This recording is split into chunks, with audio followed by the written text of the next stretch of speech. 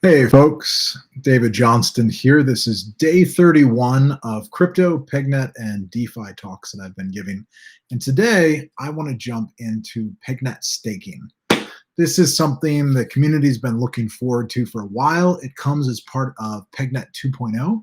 And so I've posted a link down below that goes through effectively a staking model for both pAssets and Peg. So go ahead and click on that link, open up the Google Sheet, and let's walk through it together. So I'll give you a second to do that.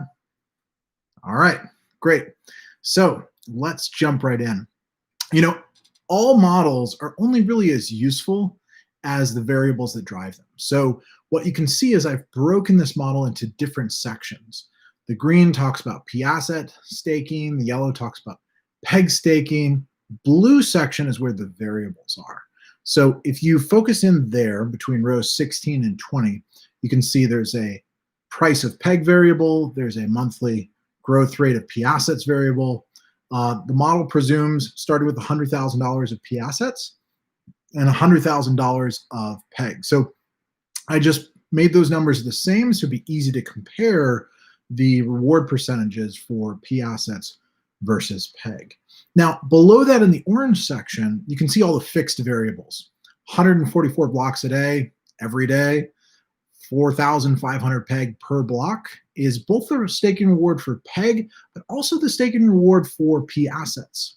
Now, you may have seen in PegNet 2.0, the total peg rewarded to miners, stakers, developers is 20,000 per block in the new 2.0 software. So you can see that in row 24. I've got the average number of days per month. That just makes it easy to calculate month over month growth. So it's a bit of an average. And then I've also got in there the monthly peg growth based on that 20,000 peg per block reward rate. So anyway, that's all of our variables in the blue and orange sections.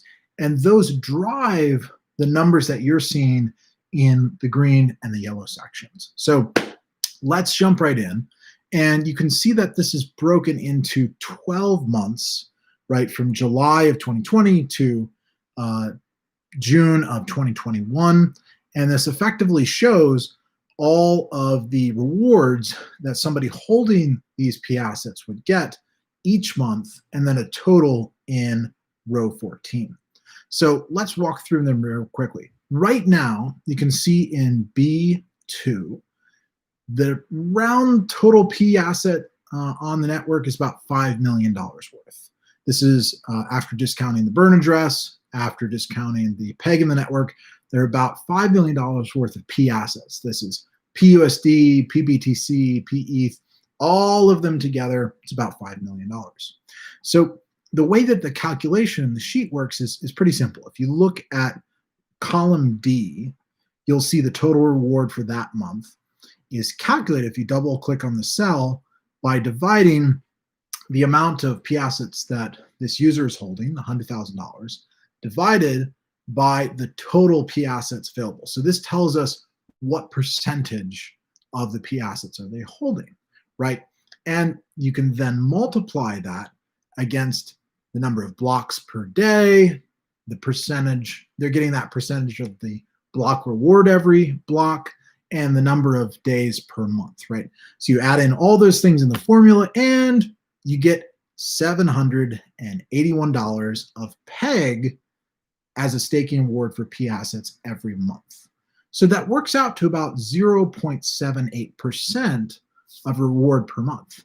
Now, that really adds up. If you look at it over the period of the whole year, it's about 8% annual peg staking reward for people holding pAssets. Now, this is effectively the big driver in PegNet 2.0 of arbitrage.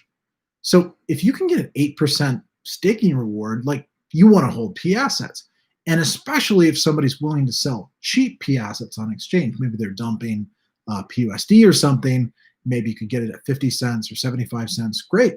You want to get as many of those pAssets as you can so that you can stake them and get the peg reward. Right, so this is the mechanism that has been figured out by the community to reward people for doing that arbitrage function. So 8% a great reward. Now it's all driven by the peg price.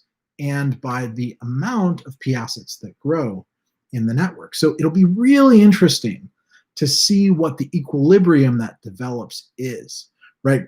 Because you can play with this number, and if PEG goes to 0.3 of a penny, it's a 12% annual reward. If PEG goes to 0.4 of a penny, it'd be a 16% annual reward. Now, that kind of reward will probably attract more people to buy pAssets, maybe even convert PEG into pAssets, right?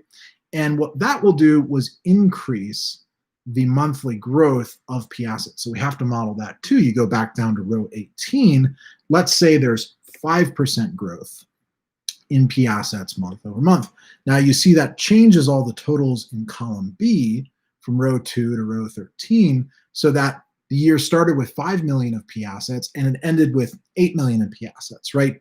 And that growth of pAssets cuts down on the reward for our hypothetical person with $100,000, right? So now it's a 14% return, right? If the growth rate were 7% a month, now it's a 13% return. If the growth rate were 10% a month, then it'd be an 11% return, presuming a 0.4 of a penny PEG price. So you can play with all these variables, make a copy of the sheet, change all the variables based on what you want.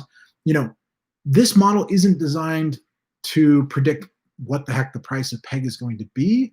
That's really driven by the user as a way to model out different potential use cases and the way that this is going to happen. So let's go back to 0.2 of a penny for PEG, and let's go back to 5% in month-over-month growth, because I want to shift from, okay, this is modeling out what sort of equilibrium the pAsset reward will come out to, and shift over to the yellow section where it looks at the PEG rewards. So there's that same 4,500 PEG per block reward going out to people holding PEG, but the dynamic's a little bit different. The total number of PEG is actually decreasing if people are burning more PEG than is issued every month. So in the case of a 5% monthly growth rate, you can see the PEG going from 1.8 billion PEG to 1.1 billion PEG. So almost 700 million PEG get burned in this scenario. And so as there's less and less PEG, if you're holding on to your PEG and staking it, your reward actually goes up. And so it goes from being a 2% monthly reward to almost a 3.7% monthly reward by the end of the year. And at least in this projection, it's a 31% staking reward for somebody holding PEG and staking PEG. Now, this is really interesting, and there's effectively a few caveats. You have to think through some of the mechanics as well, because pAssets, the advantage there of doing the arbitrage is it's easier to do the pAsset staking. The user just buys the pAssets, holds them in their account, and once a day, every 144 blocks, a reward is handed out to people holding pAssets for doing that arbitrage activity. So that's really easy. There's no minimum. Effectively get it rewarded every day. There's no lockup period, anything like that, right? Whatever amount you have at the end of the day in your account, that's what you get rewarded for when it comes to pAssets. Now, with PEG, there's more complexity. It's more like mining. With PEG, you are reporting Oracle prices. You are involved in securing the prices of the PegNet system. And so there's a module, you have to run the software, you have to have entry credits, you have to publish prices from APIs. There's more work involved in doing the PEG staking. And so it's sort of useful to understand the differences. And also for technical purposes, to not overload the system, the PEG staking is starting effectively with the top 100 addresses as able to do that price reporting. Because otherwise the network would be overloaded by thousands or eventually tens of thousands of people all reporting prices. The mining software does something very similar, where effectively it estimates how likely your hash will get included in the reward block, and based on that likelihood, publishes or doesn't publish. But normally publishes about 150 of the top hashes every block, and out of that, the miner reward picks the top 25. So with the staking of Peg, it's very similar. It's the top 25 every block get randomly selected out of those that have published prices. So what does that mean for you? It basically just means that it's likely that staking pools, just like mining pools, are going to come out, right? It's complex. People have to set up the software. They have to publish prices. The easy way to manage that is for wallets or exchanges or staking pools to come out and offer staking as a service, right? And you see this with lots of other tokens.